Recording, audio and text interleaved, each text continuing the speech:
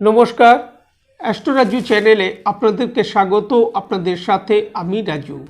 আলোচনা করব 18ই ডিসেম্বর থেকে 24শে ডিসেম্বর এই সপ্তাহটি তুলা রাশির ওপর কী ধরনের প্রভাব আসতে পারে।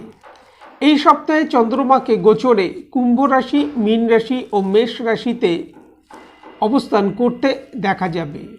সপ্তাহের শুরুতেই চন্দ্রমাকে গোচরে আপনাদের রাশির পঞ্চম ভাবে অর্থাৎ কুম্ভ রাশিতে গোচরে অবস্থান করতে দেখা যাবে।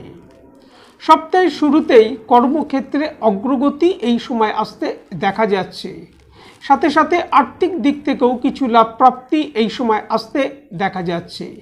তবে এই সময় নিজের ভুলে সমস্যা আসতে দেখা যেতে পারে, এই বিষয়ে সতর্কতা অবলম্বন করা উচিত।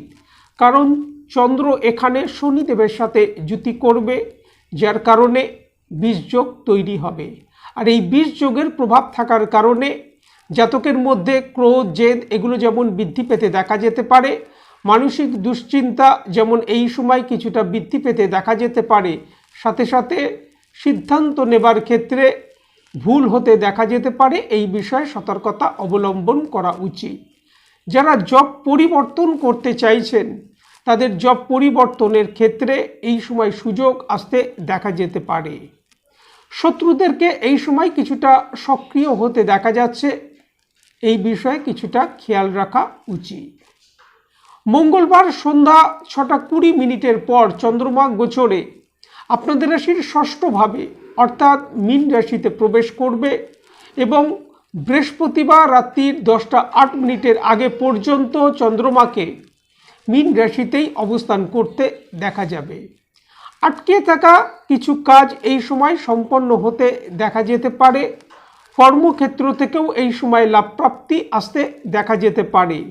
তবে মানসিক কিছু দুশ্চিন্তা এই সময় আসতে দেখা যাচ্ছে, কারণ চন্দ্র এখানে রাহুর সাথে যুতি করবে, যার কারণে গ্রহণ দোষ তৈরি হবে।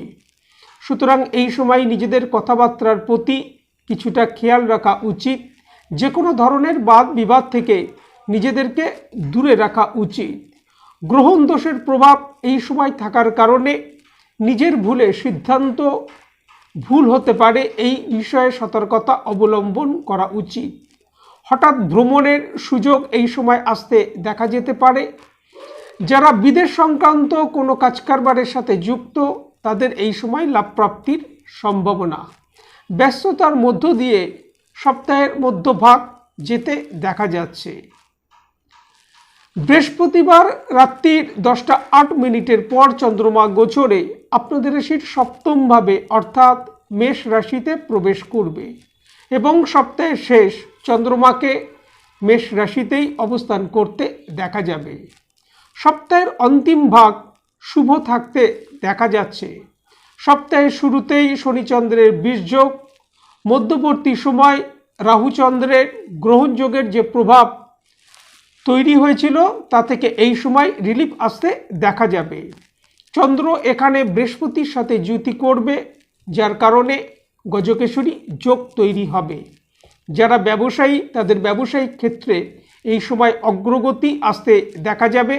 তবে এখানেও মানসিক কিছু সমস্যা আসতে দেখা যাচ্ছে, কারণ এখানে চন্দ্রের ওপর শনিদেবের দৃষ্টি থাকবে, যার কারণে বিষযোগ তৈরি হবে। সপ্তম ভাবের ওপর এই বিষযোগ তৈরি হবার কারণে সোশ্যাল লাইফের প্রতি এই সময় কিছুটা খেয়াল রাখা উচিত। তবে সপ্তাহের অন্তিম ভাগে ভাগ্যের পূর্ণ সহায়তা আসতে দেখা যাচ্ছে। আজ এই পর্যন্ত। নমস্কার।